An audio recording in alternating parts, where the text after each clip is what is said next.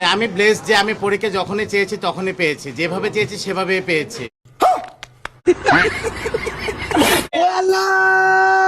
হিরে আলমকে আরো হাজার হাজার নায়িকা, ওই বিদেশি নায়িকা, ওই সব নায়িকা ঐশ্বরিয়া নাসমিকা মান্ডানা সহ পাকিস্তানি নায়িকারাও যেন হিরো আলমের কাছে আইসা পায়ের কাছে বইয়া থাকে।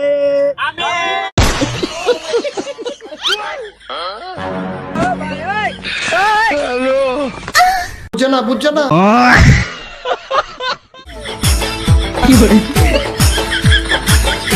এদি আসলে একটা মাল রে।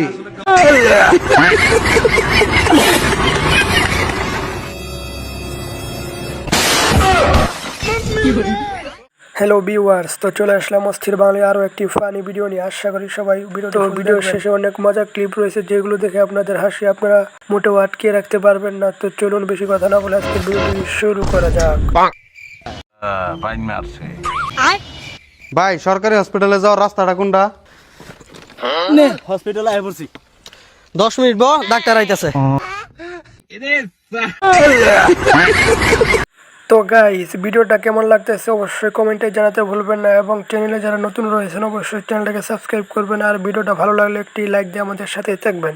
তো এবার ছেলে যখন কবি হয়ে যায় তখন ছেলের অবস্থা। এবারটা কি হয়েছে? আব্বা, আমি তো কবি হয়ে গেছি, আমার তো বই বানাবে।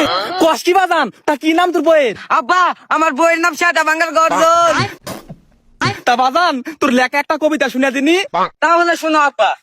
সিক সিক করে বালি, কোথাও নাই কাদা, আমার বাবার মুখ সাদা, নুনু কেন কালা। কবিতা বুঝতে পারি না। কয় কি? এই যা তোমার সালেক মারছে। তুই তো সওয়াল নামে কলম করে তুই মানসিক মাইরে আসবো। তুই কে মানসিক থেকে মার খাই আসবো? আরে আমি তো মারবে চাইলাম, কিন্তু মেয়ে মানুষ জনই মারি নেই। হ্যাঁ, যা এখন মারে আইগা।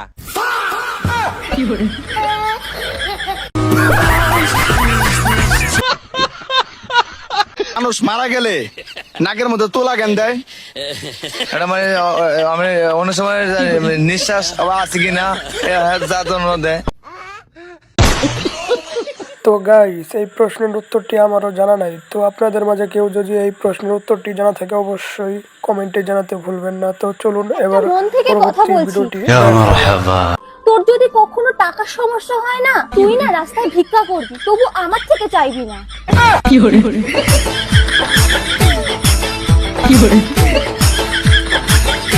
এদি আসলে একটা মাল রে। লাগবি 3 পিস দিবের পারে একটা শর্ত আছে। কি শর্ত বলো? জীবনে যত ঝড় তুফানে আসুক মুখে হাসি রাখা লাগবে। আচ্ছা ঠিক আছে। 3 পিস লাগবে।